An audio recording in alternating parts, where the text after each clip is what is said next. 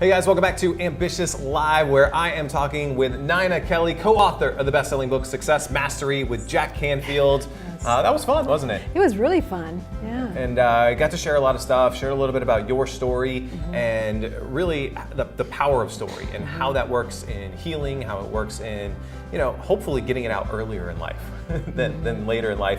What is the big thing from this book that you want people to know or to understand? Spend time with yourself. Spend time to listen to your own story, and then share your story, because that's really critical. And I think the first part's critical, to spend time with yourself. Yes. A lot of us would claim to be too busy to spend time with ourselves, but I got to spend time with this and that, and I got work, and I got email to check, but it's taking that step back. Yes. That's one of the most powerful steps you can take. Yes, I agree. We got a few questions that came in from the audience, which is great. The first one comes from Brett. Brett, thanks so much for tuning in today. He asked, Nina, when did you first realize the power in your own story? Boy, that was a long journey. Yeah.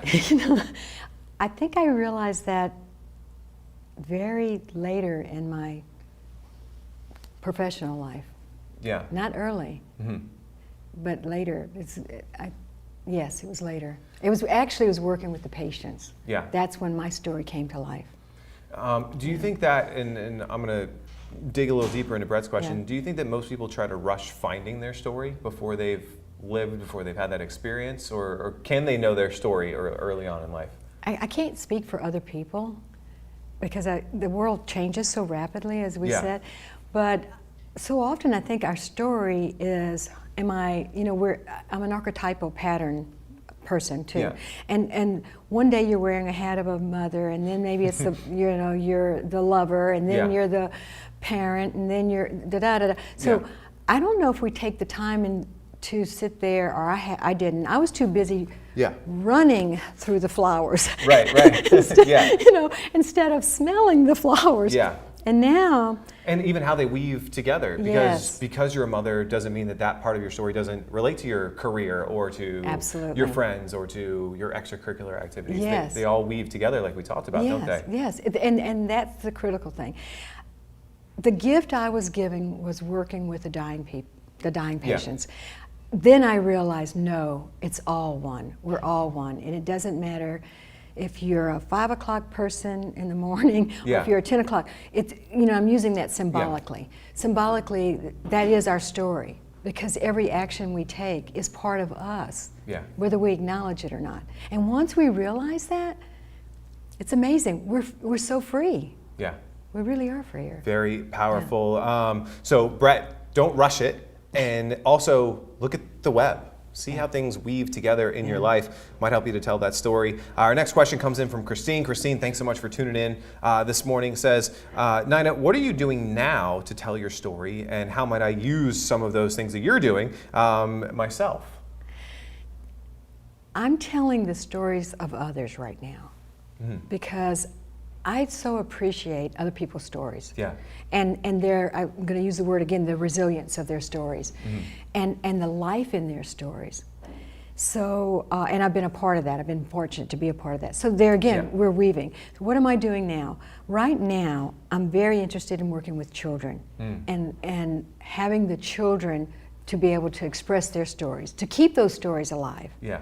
Through their imagination, through creativity, through their own healing, and take ownership of that. Yeah. And ownership's a big word for children, but but at least they become very good friends. If you think about children and they all have a stuffed animal or something that is their friend, become friends with yourself. That's my journey now. I love it. And Christine, hopefully that was helpful to you. Our last question comes in from Angie, and Angie asks, can you share an example of how someone has used story to heal? Yes, I can use, and I'll use my story. Sure. I did some research with kidney transplant patients. Okay. And we used story and images to see if we could reduce the amount of rejection episodes post-transplant. Every patient created their own story and used that story as love and healing and brought that story into their heart. And then with using the images of where's a kidney transplant, where is it transplanted, how does it connect to your heart, how does the circulation work, and every time you become fearful, take that story and let that story comfort you. And during that research, it was phenomenal, the findings that we had. The amount of rejection episodes post-transplant were increased by 50%. They got out of the hospital quicker. And the thing that you don't look for in a finding, they came out, everybody wanted to give back to their community. Wow. I thought that was incredible. Yeah. That's taking your story, because every story was different. Yeah. So they took their story, they healed themselves, and then they went out and gave back. Wow. Now that's power. That is power. That's complete change. Yeah. Yeah, that's huge. And I like what you said earlier. You know, we're changing. You know, you're not going to think like you did at 7. Hopefully not. Well, I hope not.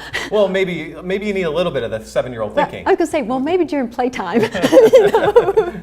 But then, you know, but there again, that's all part of it. Yeah. You see? Because life doesn't mean we have to be so serious. Yeah. I mean, you know, yes, you have to be focused, you have to be disciplined, but you have to, life by the nature of life is to live. You can imagine, you can dream, you can, you know, look for... Kick those feet up. Hey, not a bad idea.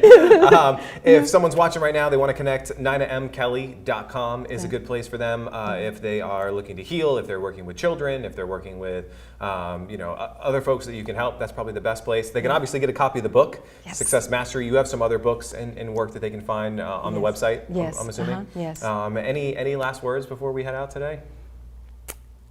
I want to thank you. I want to thank you very much for giving me this opportunity. And it's brought home to me, you've given me a gift, because it's brought home like, yes, it's important. Keep living. Keep telling your story. And the story is not stagnant. Right. You know? It's always changing. It's always changing. Your story's changing. Yeah. Best-selling author, helping people, working with awesome people, all the people watching today. Yeah. Thank you so much for being here. You. ninamkelly.com. Get the book, Success Mastery, on Amazon, barnesandnoble.com, wherever books are sold. Congratulations on the book. I look forward to seeing you help so many more people. We're going to take a short commercial break. When we come back, we have some more authors from Success Mastery joining us today. We'll see you in just a second.